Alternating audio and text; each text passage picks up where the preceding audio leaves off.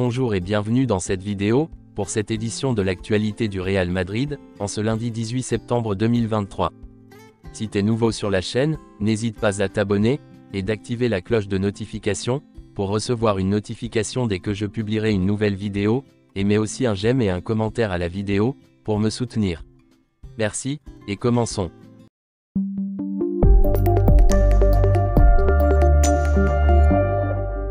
Officiel, le premier Clasico aura lieu le samedi 28 octobre à 16h15, heure espagnole. Le Real Madrid sera en déplacement.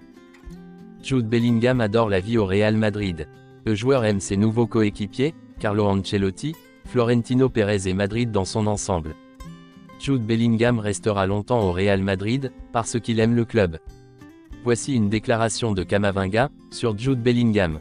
Ce qui me surprend avec Jude Bellingham, c'est qu'il arrive à être dans la surface à chaque fois, et à marquer autant de buts. Tout ce qu'il a aujourd'hui, il le mérite. Je l'aime beaucoup. Retafe a contacté directement Jude Bellingham, pour s'excuser de ce qu'il considère comme un malentendu, concernant les commentaires de Bordalas. Voici quelques déclarations de Luis Figo. Jude Bellingham a commencé très fort, et s'est adapté très rapidement à ce qu'est le Real Madrid. Il est déjà l'un des meilleurs joueurs du monde, sans aucun doute. Grâce à son talent et à l'engagement dont il fait preuve, même s'il est très jeune. Luka Modric est un bon ami, je n'ai que des mots élogieux à son égard, non seulement en tant que professionnel, mais aussi en tant que personne. C'est incroyable ce qu'il fait à son âge, le talent qu'il montre constamment. Je suis satisfait qu'il soit heureux de faire ce qu'il aime, j'espère qu'il continuera à réussir. À leur poste, Luka Modric et Cristiano Ronaldo sont les meilleurs au monde. Ils ont écrit l'histoire et continuent de l'écrire, c'est le plus important. José Ángel Sánchez et Javier Tebas ont eu une réunion en ligne, au cours de laquelle les choses se sont tendues. Les limites salariales et la plainte déposée par le Real Madrid pour la distribution des droits de télévision, ont été discutées. Récemment, le juge José Luis Calama a rejeté la plainte concernant les droits de télévision. Alors que cette affaire était terminée pour Tebas, José Ángel l'a mis en garde en disant ceci. Ne crie pas victoire, nous avons encore des ressources. Et Javier Tebas répond à José Ángel Sánchez en disant ceci. Parler de la Super League, et s'embrouiller avec les opérateurs audiovisuels, fait beaucoup plus de mal que le départ de Benzema.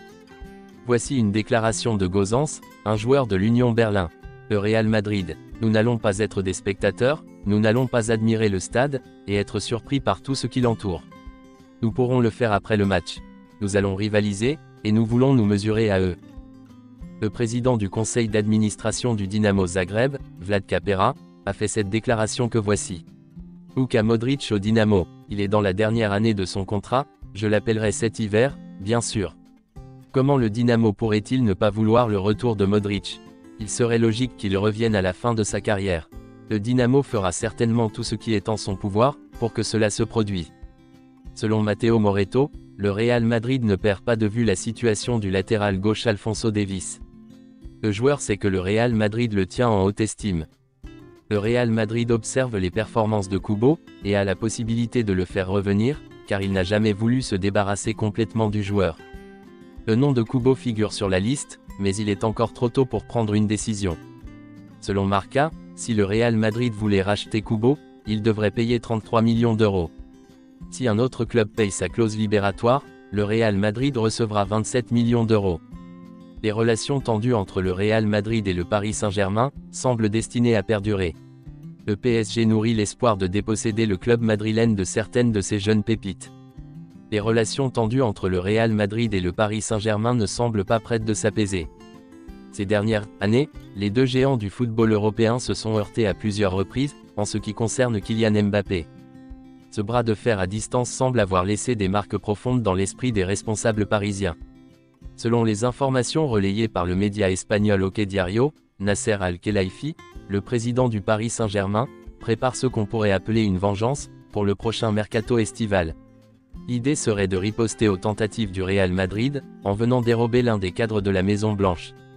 Plusieurs pistes sont actuellement évoquées par ce média, avec 5 noms qui retiennent l'attention des Parisiens. En premier lieu, on retrouve les deux Brésiliens de l'attaque madrilène, Vinicius Junior et Rodrigo, bien que l'accent semble être davantage mis sur le second. Vinicius Junior étant la tête d'affiche actuelle des Merengues, son transfert pourrait être plus compliqué à négocier. Cependant, le PSG semble déterminé à renforcer son effectif.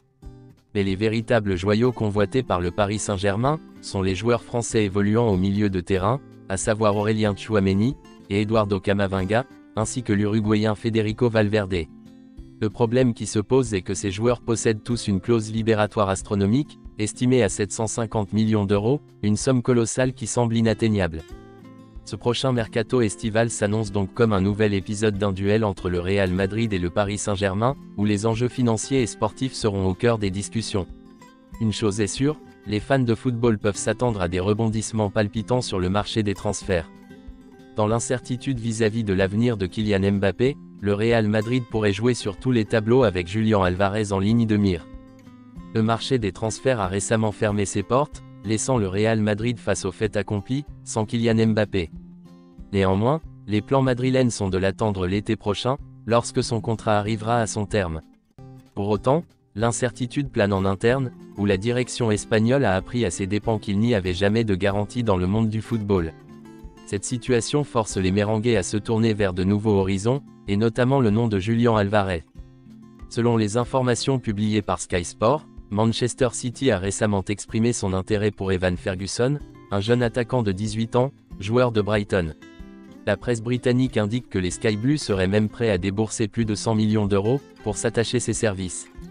Une opération qui condamnerait l'avenir de Julián Alvarez, dont le nom retentit avec insistance à Madrid. En cas d'ouverture, les Madrilènes dégaineront, que ce soit cet hiver ou l'été prochain. C'est tout pour cette édition de l'actualité du Real Madrid, et merci de nous avoir suivis.